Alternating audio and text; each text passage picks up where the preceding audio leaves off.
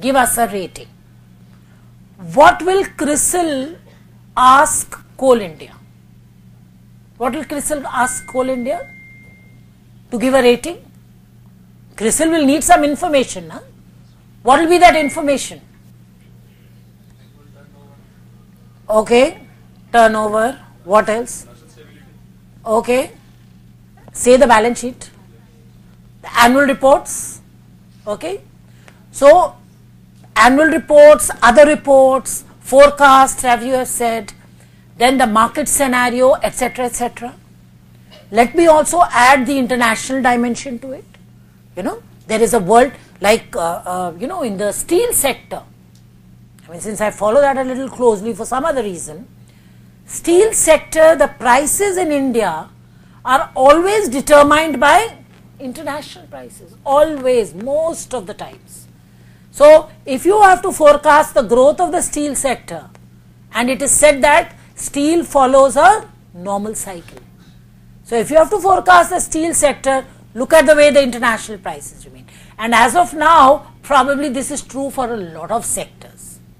Okay. So, you will, you know, ask for this information. Okay. So, you will say, okay, I am going to give you, you know, a bag full of quantitative information. Okay, great. What does CRISIL give back to GAIL, to Coal India? The rating, which is what? Qualitative. So, you know what has happened in the process? For pages and pages and pages of quantitative information, quantitative data, what has Coal India got in return from CRISIL? One number, AAA, BBB, whatever. That is where, you know, I am not saying there is a fault, this is the process, but that is where the whole, you know, analysis need to lie. That for quantitative information, what do you get in return? Qualitative number. And that is what we are implying here. We will also talk about the adverse business model. You know, so I have talked about ratings are opinion, not a guarantee. We will also talk about this later. But what do you think this adverse business model is implying? Are we saying the whole process of rating is faulty? In fact, these were the important concerns which were emphasized after your crisis. You know, so various forums, various discussions, each one of them talked about various interests and we summarized it like this. What do you think an adverse business model is? When would a business model be adverse? Again, English language. When do you think it will be adverse? Or give an example of an adverse business model.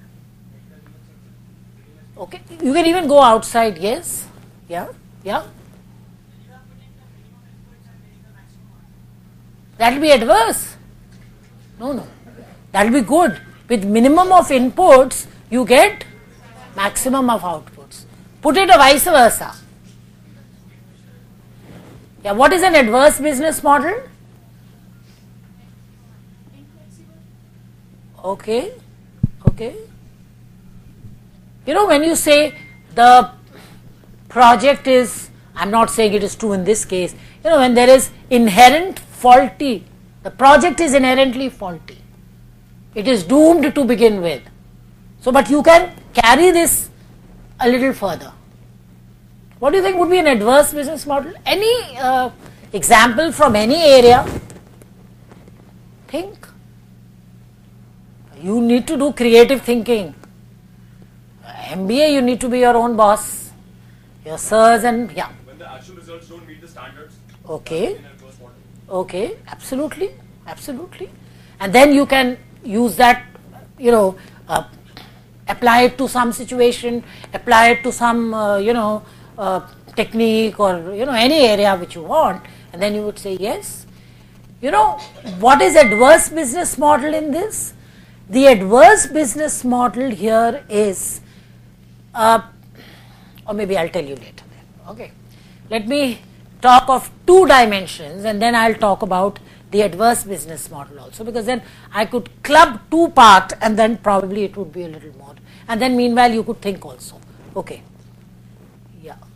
Okay, let me just give you a rundown to all the agencies. Okay. I just want you to read so that there is a little familiarity in your mind as to the kind of agencies we have in our system. Okay.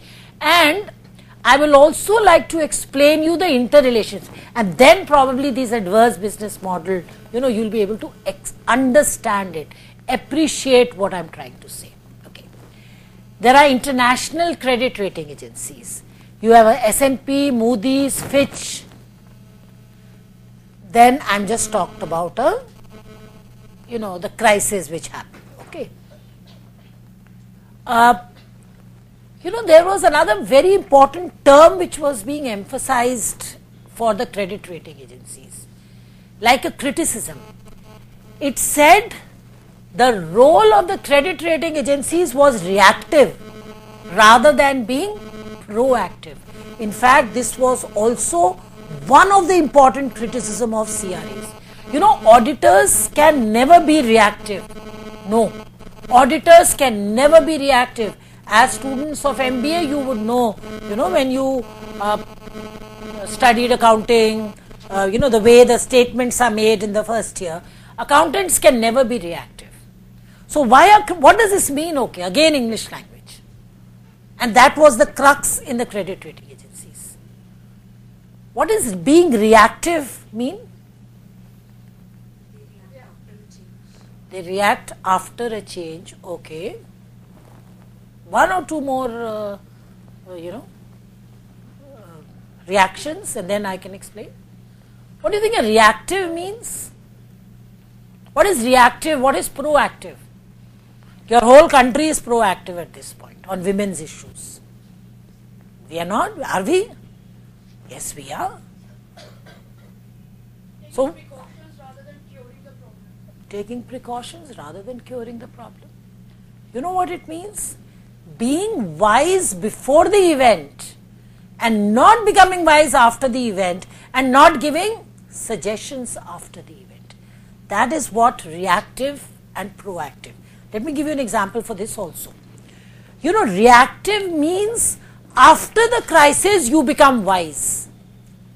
And the example for this, see, ultimately if your Moody's and Standard & Poor are doing a credit rating assessment, I am sure they have the staff with them. They have a lot of, you know, I mean, they have a lot of experts and advice and so on. I don't know, do you remember the Asian crisis when it happened? No? Guess. I'm sure you were born that time. No, much later.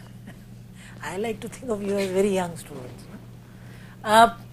The crisis happened in 1997. Okay. You know what happened in that crisis was, you know, there is a international credit rating institution known as Euromoney. I always like to take this example because Euromoney also comes out with a journal. And if you have the databases in your library, you know, in EBSCO and other, Science Direct and all, you can key in Euromoney. You know, the advantage of Euromoney is, unlike a Standard & Poor and a Moody's and so on, Euromoney gives the methodology it adopts for rating. You know what Euromoney does? Euromoney talks to about 20 or 25 people at the top. And you know what are the people at the top? People at the IMF, people at the World Bank, people at the Asian Development Bank, and so on.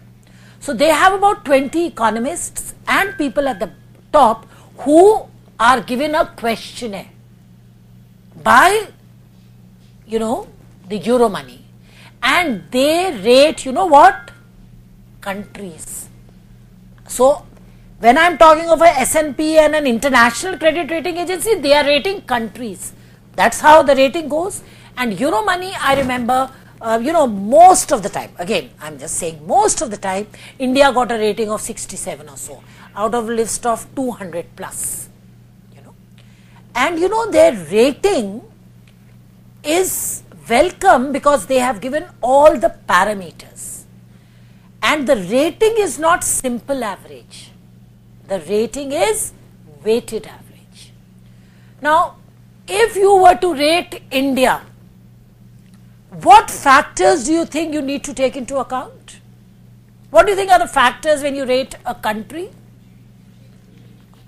Suppose I ask you to club the factors into 3 broad categories. What will you do? Yeah. Human Development Index, Okay. GDP, Okay. and finally is Okay. Never mind.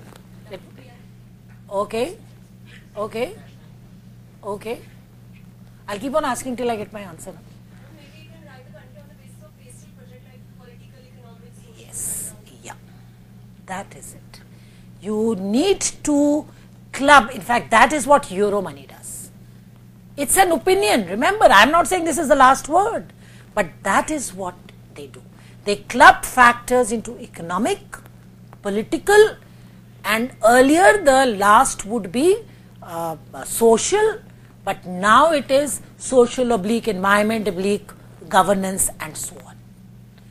Okay. So now you know what will be the economic factors. Economic factors would be what you were all listing: inflation, GDP, etc., etc., etc. Growth rate, violence. This tells how safe a country is.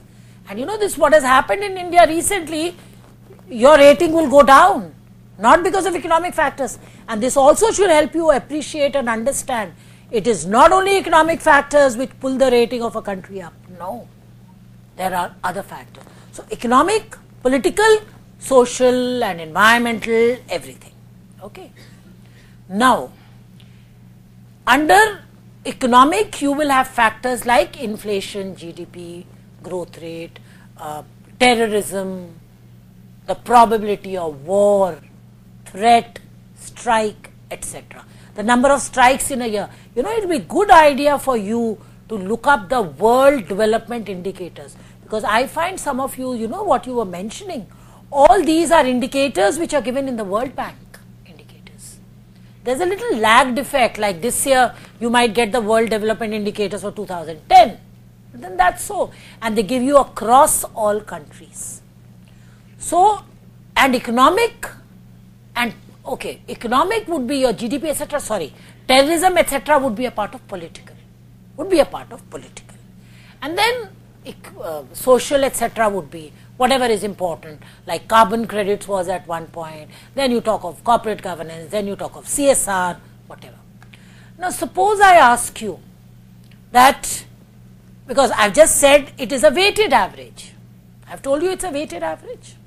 So, if you were to give weights, what would be your weights? How much to economic, how much to political, and how much to social oblique environment, whatever. Give me the weights. What should be the weights? Guess. So easy to guess. So give me out of 100. Tell me, you give me a number, so what? How much to economic? Economic, 40, 50? 50 economic? Chalo. Political?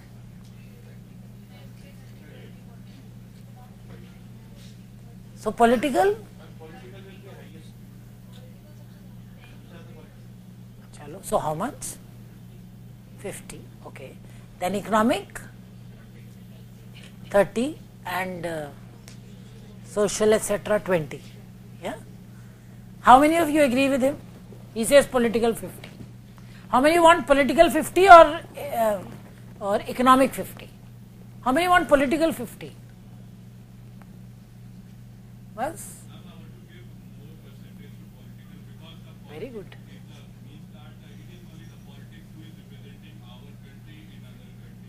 Okay, okay. Okay. Ma'am, because of the policies made by the political peoples, the economic fund, because economic is only a fund, Yeah. to multiply it or to get it less is depend on the policies. I completely agree with this. And my idea in asking you question is, there are some takeaways in this class you should not forget. You don't even have to look up your notes for that. Remember, political stability is the most important factor. Otherwise, if I ask generally, each one of you will say economic. But remember, economic factors are given. If there is political uncertainty, everything else gets washed out. You know, and that is why I told you terrorism, threat. In fact, stability of the government looks like a harmless factor, but you know, it's a very important factor. We have, events have demonstrated in our own country that simply by the change of the government, projects have fallen. Projects have fallen. The entire viability of the project has got wiped off. If there is a threat, you saw it for one of the auto manufacturers. And if there is a threat in a particular, like Maruti Suzuki or Nano or whatever, you find their profitability immediately comes down because of threat. And that is what has also been said in literature. You know, so there are chiefs of IMF and World Bank who have said 50% of the entire exercise of country risk is political risk. I am just quoting 50% of the entire risk. That is why even Euro money gives a 50% weightage. But then there are sub factors. 40% it gives to economic and 10 it gives to environment. But that is not ultimate, remember. You could say a 15 to CSR and governance and so on, and shift economic to 35 or make political 45, it depends. If there is stability in the country, you assume it is given. Then the other factors become important. But if not, it's not so. And let me tell you, the time there was a threat of Kargil war, I mean the time there was a threat of war, you know, Kargil war actually happened. But, you know, we do say, touch wood again, we've not had a real war after the, you know, wars long back.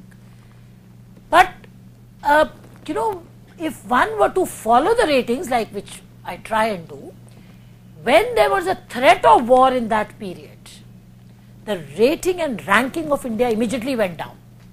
All the other factors remained the same, but the rating went down because of the perceived threat, not an actual war. So that is how it happens, you know. And, you know, this reactive, and which I was trying to explain, was again the, the crisis which I said happened in 1997, and Euromoney comes out with a rating. You know, Euromoney comes out with a rating of countries twice a year, once in March and the other in October. It was so sad that Euromoney came out with a rating in October and it gave the same rating to all the Asian countries.